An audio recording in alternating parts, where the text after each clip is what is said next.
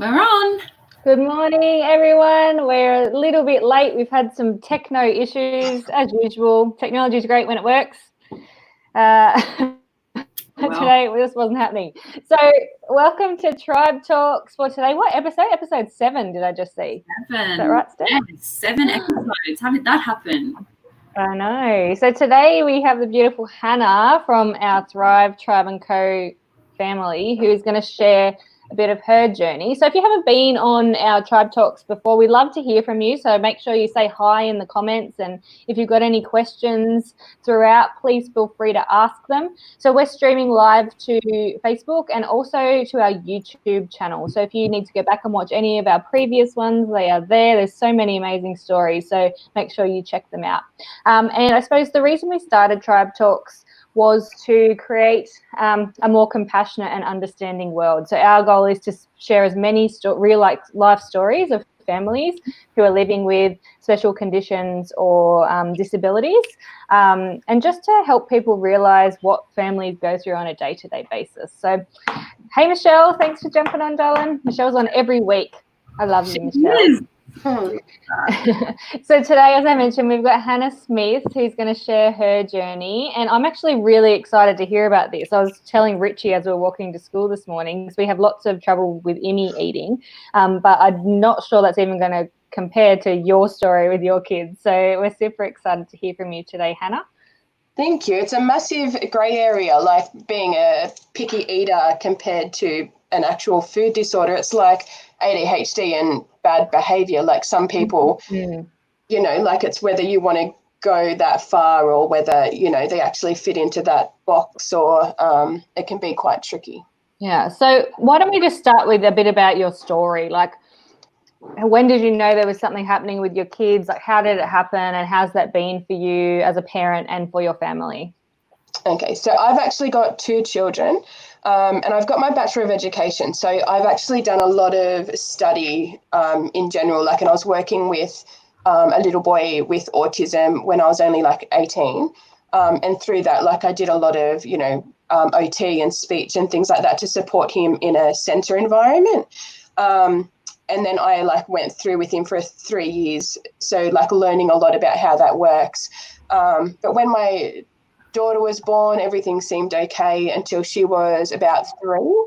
And we actually started, but at first it was just sensory issues. And then so she was diagnosed with low muscle tone, and she was just really uncoordinated. But at that time, I actually started family daycare when she was 6 weeks old. So she had a lot of social interaction, and her speech was amazing for her age. And then so it went to when she was 4, it was anxiety. And then, she was already picky, an extremely picky eater when she was about 2.5. Between 2.5 and 3, it just kept getting worse and worse and worse. And when she was 4, she was hospitalised with, oh my goodness, I got a mind blank. The really bad food. It'll come to me in a second. I'm back. Yeah, it's fine. Yeah, so then it just got worse after hospitalisation, and so then she wasn't diagnosed as on the spectrum as ASD until she was 9.5, and then obviously it got worse, and then just diagnosed PDA when she was 11.5. And do you then, just want to explain to people what PDA means? Because maybe if they haven't heard before, they might not understand what that is. So PDA is pathological demand avoidance, which is sort of a little bit similar to oppositional defiance, but more anxiety-based, and a lot of different strategies to ODD. So my son Logan is ODD, and they're so opposite. So I've got 2 ASD children. Jessica is ADD, which without the hyperactivity, and she was diagnosed that before the autism, that was at about 9.5, 10. Where Logan is ADHD and so off the scales hyperactive, it's unbelievable. So really different. So Jess, with her ARFID, which is Avoidant Restrictive Food Intake Disorder, was actually just before her 12th birthday, she was diagnosed with that. And that's because for from when she was about 8. So we went through this massive for years and years and years of her just simply not eating, not growing, not putting on weight, like, you know, and she was just getting sicker and sicker. And the pediatrician just kept saying, you know, make her eat, like, don't let her have anything else after dinner. Like, if she doesn't eat dinner, then she doesn't get dessert. Don't you love that? Don't you love that advice? I know. Yeah, and this is from a pediatrician, like, with, you know, 40 years experience. And so in the end, like, she was starving. She was more than happy to go to bed without dinner. She was more than happy to simply just not eat anything. And it was to the point. From a nutritional perspective, like, and even like coaching people through like nutrition programs, we teach our bodies how to react. And if you severely restrict calories for long enough, you teach your body that it doesn't need it, even though it does. Right. But then your metabolism and your appetite slows down to a point where you just think, well, I'm not hungry. Yeah, and she was never hungry. She never, ever, and even now, she simply doesn't recognise hunger. And it's more a routine thing to eat at a routine time. She simply does not recognise hunger. Wow, so interesting. Can I just ask a question? Is it so? I'm just trying to get my head around it. So she doesn't recognise hunger, or is it just like the process of eating has become just like too difficult and overwhelming, or maybe a bit of both, or both? Probably, yeah, probably both. So eating can actually be extremely, extremely pain. You know, like a real time for anxiety, like a real stressful time if she knows that there's no safe food there for her. So in general, ARFID is in the DSM-5. It is actually a eating disorder. So you've got bulimia, anorexia, and then you actually do have ARFID. It's so funny because I've never heard, before we met you, I had never heard of it. I didn't even know it was a thing. Yeah, it's incredible. And this is why I think these talks are so important, because we need to know and learn about like real people who are going through these journeys, and like these are real struggles for you and her that you're trying to navigate. So, and I think even when it's not as extreme as what you're dealing with, like just giving people an insight, like so Cooper is neurotypical, right? But he's very picky, can be very picky with foods, not with ARFID or anything like that, but he's just always been sensitive to textures and stuff like that. So we went to the local pizza shop and he would only eat hot chips from the pizza shop, right? So we're all having dinner with our friends and we ordered him hot chips, and the hot chips come out and they had a sprinkling of green, like parsley stuff on it, and he went into total, like, I can't eat that. And to a normal person, they wouldn't be like, well, it's just a bit of green stuff, brush it off. But it doesn't work that way when kids have these sensitivities. And that whole thing of, well, I can't tell you how many times someone said, well, just don't give her anything else if she won't eat that for dinner. And I'm just like, you don't understand. She literally will not eat, and she'll end up climbing my pantry. So Imogen will get hungry, and then she seeks, like, she'll help herself. So she will climb my pantry like a monkey and pull things out of the cupboard if I don't give her anything to eat. So the normal rules don't always apply, and it's great that people can understand when they listen to stuff like this. I think we also put so much trust initially in pediatricians. Like, I know personally, from my perspective, like when we were starting out trying to get answers for Charlie, like I remember just sitting in front of this lady and going, right, like almost taking her advice as gospel. And whilst, yes, like obviously we need to trust in our professionals, it's also like, I think as you learn over time that no, you can push back and you have to advocate and listen to your gut instinct and what your child is going through, because you know what's going on. So searching for the right pediatrician in that instance must have been really important as well. Hopefully you found more understanding. Well, now we have, so we're really lucky now, because our old pediatrician, which is sort of a bit funny, like I started seeing a dietitian not long before her 12th birthday, and he really, really did understand ARFID, because our OT started it, like she said, have you heard of this? And we're like, no. And she'd done some training and sort of walked us through and showed us what it means and the research. And I'm a research person. I love reading. So I learned as much about it as I could, and I was like, holy crap, like this is Jessica to a T. It's like you're reading, they like in my house? How do they know these things about my daughter in this book? And it's so little of it's known about it. So it was only added to the DSM-5 in 2013, actually. So really? It's a fairly new thing. But taking it back to the pediatrician, going, check this out, and he's like, wow, like this is her, but I don't know anything about it. So I'm glad he then, was willing to pass on her case to other pediatricians. That's great. So there is definitely, the difference between the three, like obviously anorexia and bulimia is very body image focused. Yeah.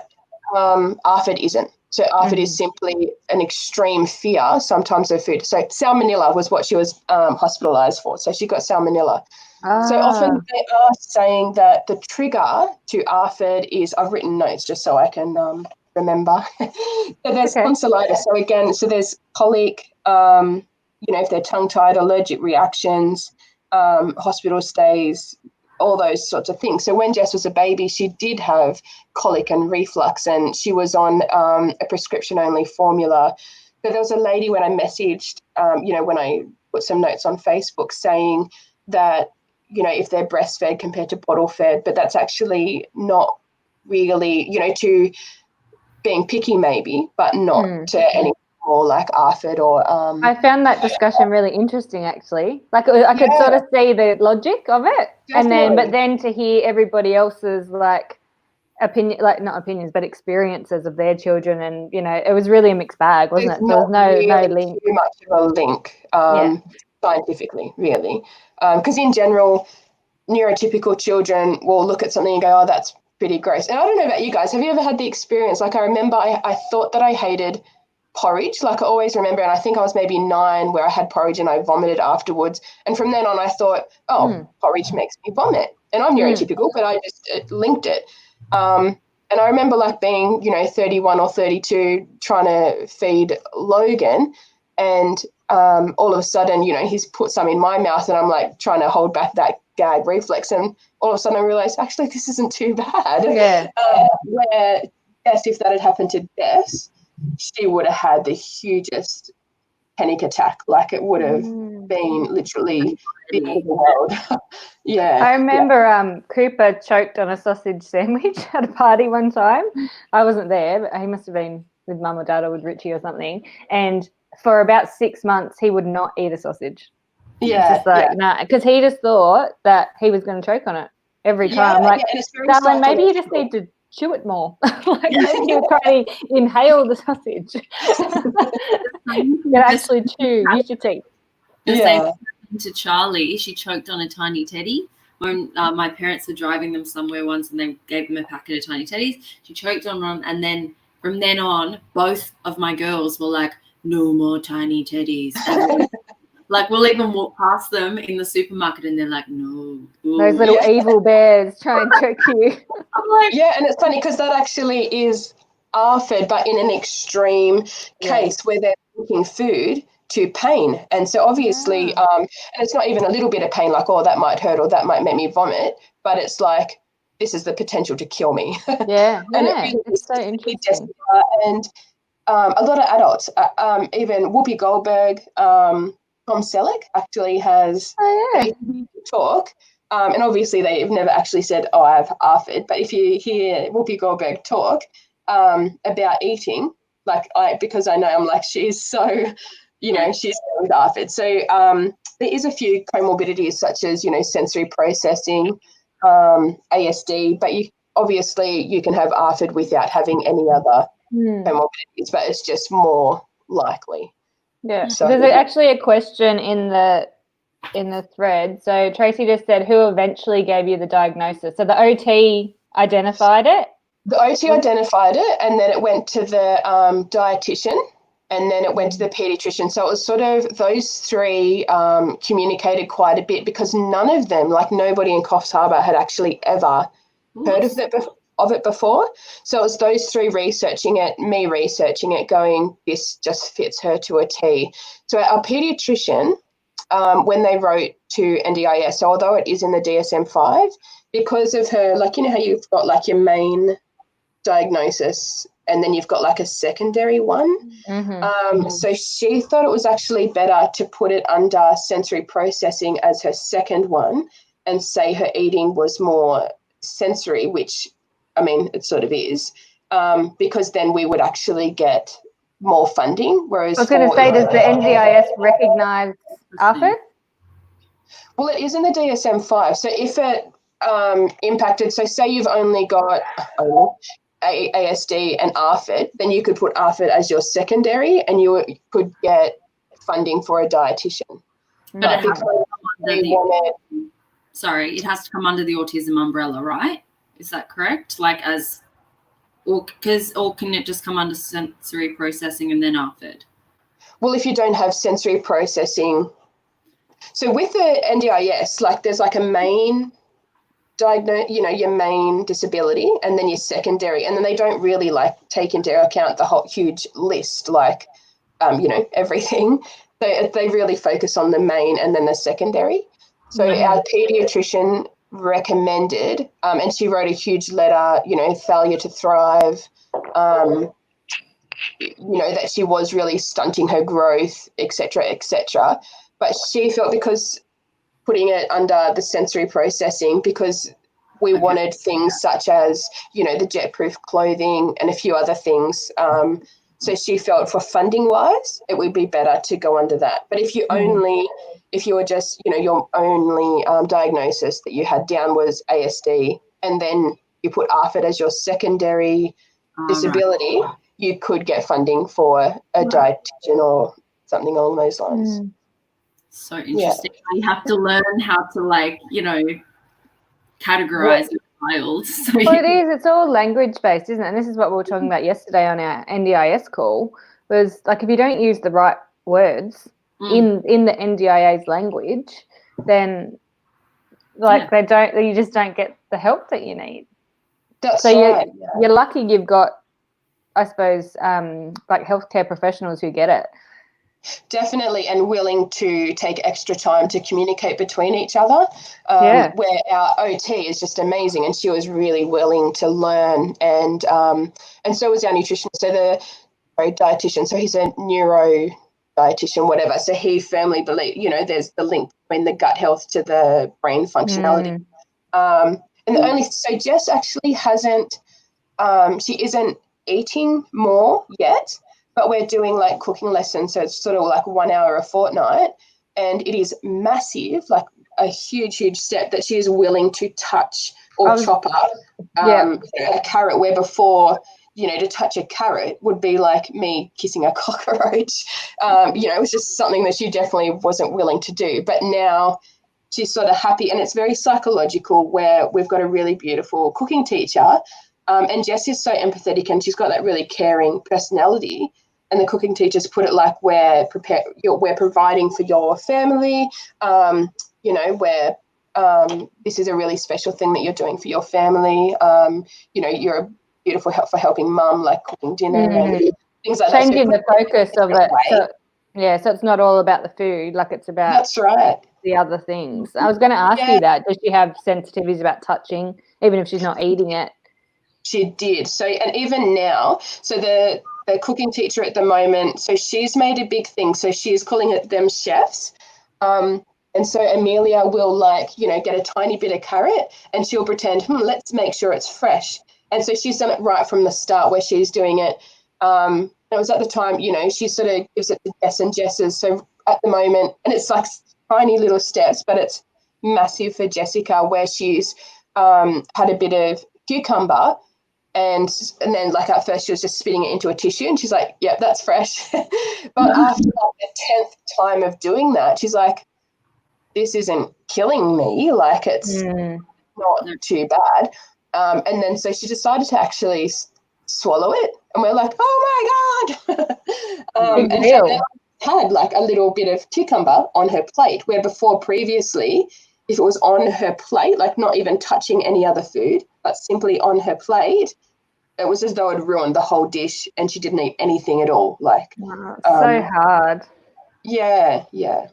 So that must have been we're super stepping up. hard. Yeah, super hard on you, like as a parent though. And like I can imagine, I know with Emmy being so restrictive and me being so passionate about nutrition, it kills me. Like I had a pediatrician appointment on Wednesday and all the school like welfare teacher and her teacher and that are in there. It's a new pediatrician. And they're like, and how does she goes, and how's her diet? And everyone started laughing.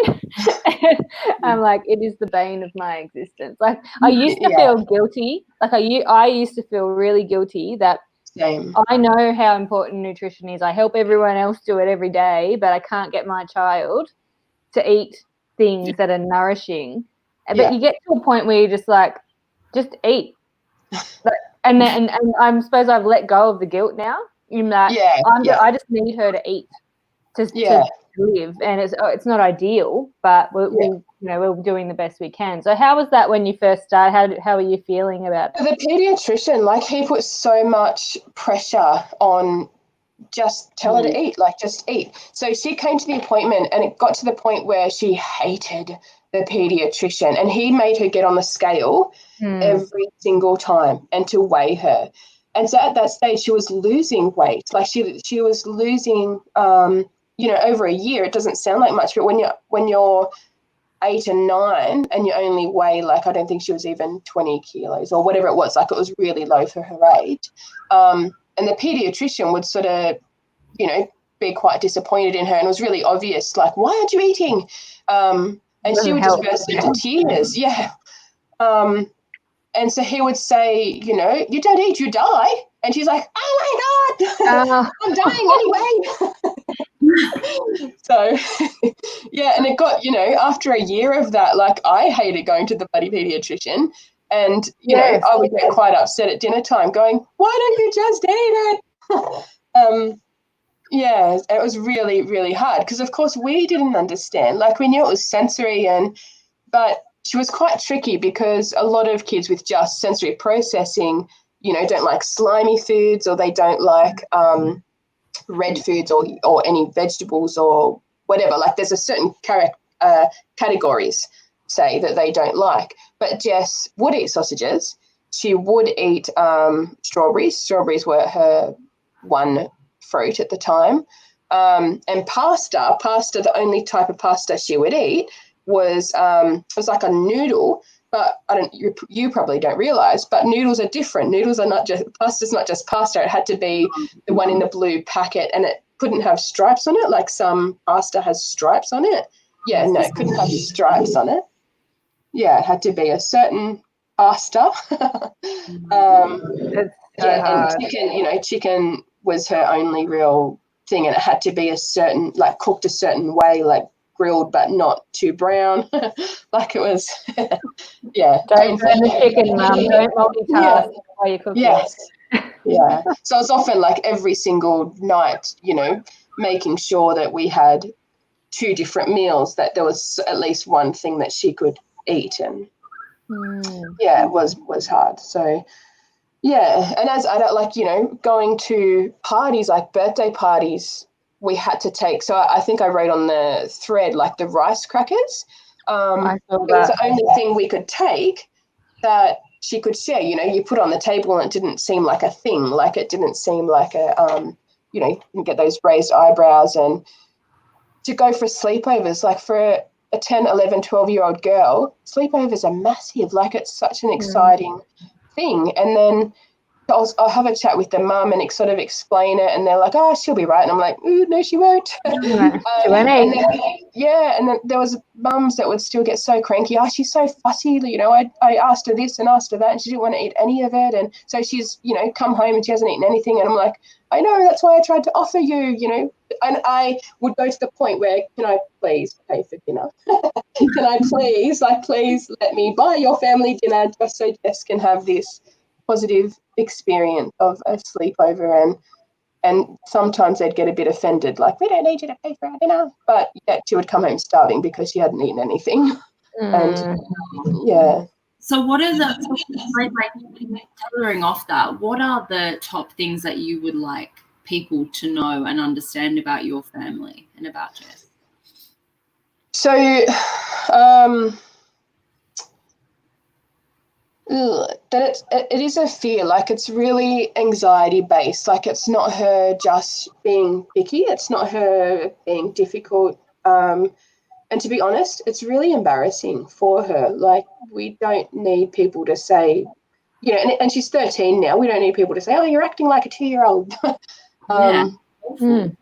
Yeah, just, and the well-meaning advice, to be honest, like, she's 13. We know, we've tried everything, you know, hide the veggies in the sauce, but she doesn't eat sauce. She doesn't eat anything. Yeah, it's just painful. Like, in social occasions, like, just those comments like, oh, this is really yummy, like, try it, doesn't help. You know, because that makes her feel upset, and it puts that anxiety, like, if I don't try it, I'm going to disappoint this person and they might not like me anymore. They might not welcome me back, because that has happened to her when she goes for a sleepover. That mum suddenly says she's too difficult, like, too hard. Yeah, we're not going to have her back for another sleepover, sort of thing. So, do you find that then has fallen back on you throughout the years to kind of then become stronger and stronger in advocating for her needs, and becoming a little bit more almost forceful in the way that you kind of say, actually, no, this is a real thing, this isn't her being fussy? Yeah, so I've actually sent links to families to say, like, please understand, this is a real disability, this is a real eating disorder. I promise I've tried everything. You're not going to magically... You're not going to change her in one night. Yeah, it's that magic, you know, oh, she loves it, like, you know, she'll, if we're all eating it, she will too. And I'm like, probably not. Yeah, but yeah, it's just painful. I've forgotten the question. All right. You've done such a great job today. And I love how you're then trying to raise awareness. Like, it's one of those, I suppose it's one of those invisible disabilities, right? Until like eating time, and eating is such a social way, like, it's a connection for people. Like, I love Christmas, Easter, like, you know, when you go out for a barbecue, like, it really is, it does evolve around eating, and eating is so social, really. And it's funny how people get offended when people don't eat. Like, it's right. not actually about you. It's just that she doesn't like that food, you know. And but I mean, sometimes I have felt, if I've cooked something really nice and then the kids don't eat it, I'm like, oh, why wouldn't you eat that? So I can sort of, and it's not a conscious thing, but it is. It's weird, isn't it? But yeah, it's really tricky. You're doing an amazing job. Thank you. Did you want to add anything else about ARFID or your journey, or we've got a couple minutes? I was just checking. Tracy says, thank you for sharing your story, Hannah, and advocating for your child. Oh, thanks. Tracy's beautiful. She's been jumping on our calls lately. Thanks, Tracy. Oh, beautiful. So if anyone is questioning, you know, is it just picky eating or is it something else? I think the main thing is reading what their reaction is to food. Like, is it really quite anxious and scared? Is it just like, no, I don't like it, or, you know, I'd rather have something else. So there is quite a line there, and whether it's, you know, something that you actually want to go down that path. Thanks, Trude. Yeah, so it can be quite tricky, because obviously, again, like our ASD journey, or as, you know, any journey with our children getting diagnosed, is it just another label, or is it something that we really want to look into? So with Jess, like, it actually does cost a fortune in like supplements, vitamins, minerals, all that sort of thing. But I shared her photos, like, from the 12th birthday, where she was sitting with 3 friends, and they were very healthy, gorgeous girls.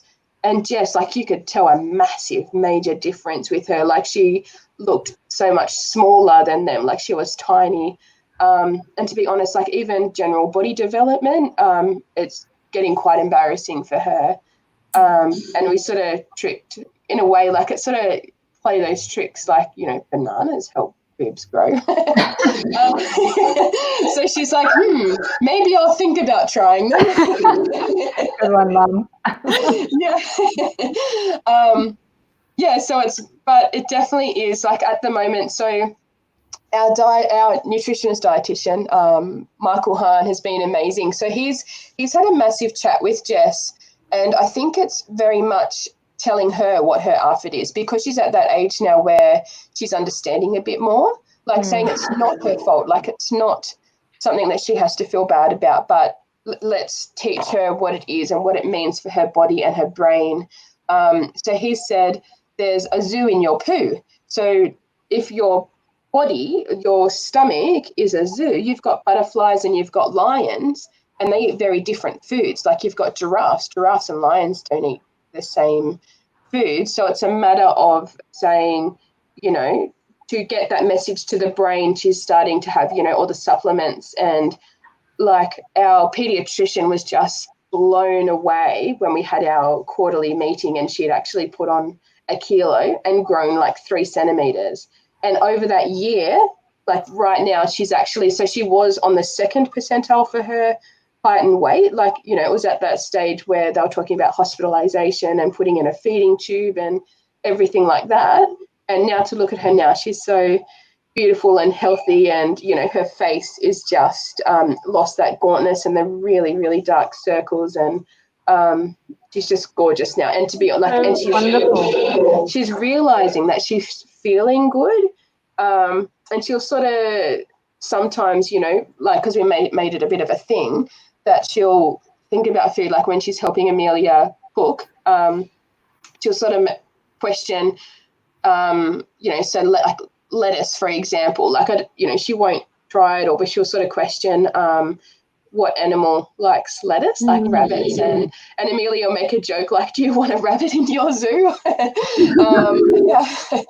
And so, but the fact that she's touching it, like it's such a, that exposure therapy, like it's really huge, the different therapies. So they're saying that hypnotherapy is apparently quite good, works for children with extreme or, ARFID or behaviours or whatever you want to call it, that extreme picky eating, because it's sending that message in the brain that the food's not going to kill you, that it's safe, because that's the thing, like the safe food, that, is this food safe for me to eat?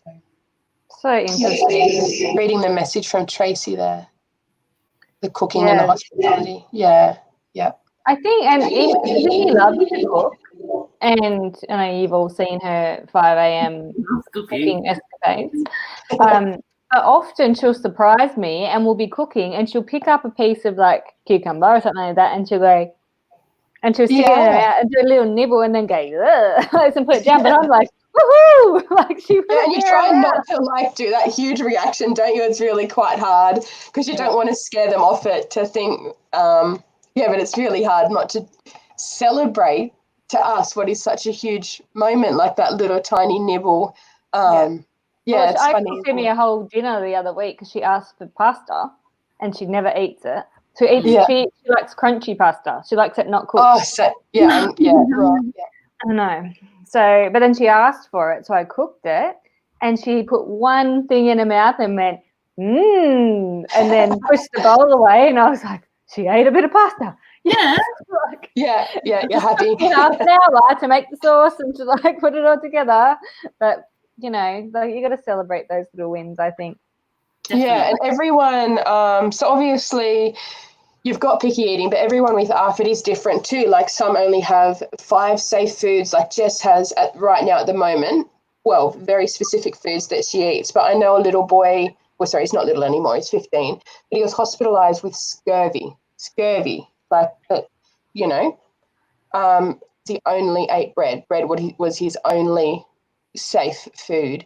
So it's really, really different for everybody. Like, and some will, be very happy with fruit and veg, but, they won't eat anything else. So it can be different, and they can be overweight, because if your safe foods are donuts and bread and whatever else, of course, you're actually going to be malnourished, but you're also going to be overweight. So, yes. But you are still ARFID, because if you've only got those few safe foods, so your body image. So although Jess was quite little with her, her body, you can actually be really overweight and still have ARFID. So I think I put a link when I posted it for like an ARFID specific group. And you'd actually be surprised how common it is. So will you post a few more things this week into our group for us, just to educate people a little bit about ARFID? Yeah, there's actually a really nice animation that it fully explains ARFID. So it is from a psychologist or a hypnotherapist, I think, but it does explain everything really, really well, actually. So. Awesome. Well, we'll look forward to learning some more. So if you're not in our Connect group, there is a link on our Facebook page. If you can't find it, just comment on this and we will get you the link. So it's a free community group. It's just full of wonderful, supportive parents and carers who all have kids with some sort of special needs, not just autism or, there's like a whole range of, I think there was over 60 or something when we did a survey. So there's literally there's rare genetic conditions, there's everything. So and that's why we want to feature lots of different families on our Tribe Talks.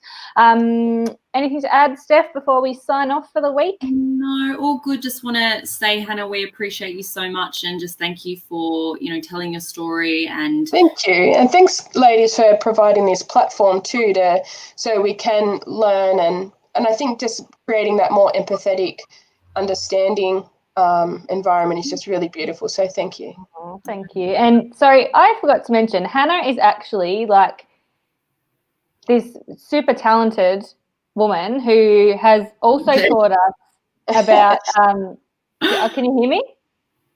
Yeah. Who has also taught us about art journaling.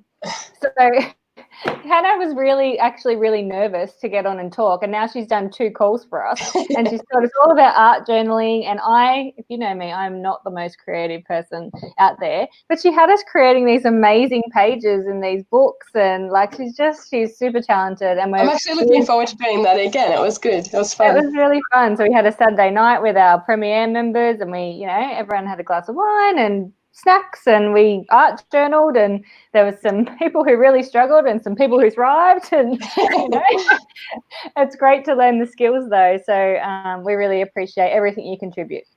Thank you. Thanks, Hannah. All right, guys, have a wonderful Friday and weekend. We will see you next week for our Tribe Talks. Who have we got next week, Steph? Do you remember? Oh, we've got Tanya Sarko is jumping on. Oh, excellent. So Tanya has 2 grown children. We call her our mama corn. She's like a mum unicorn. So she's got so much value to add. So join us for that. All right, guys, have a great day. Bye, guys. Thanks. Bye.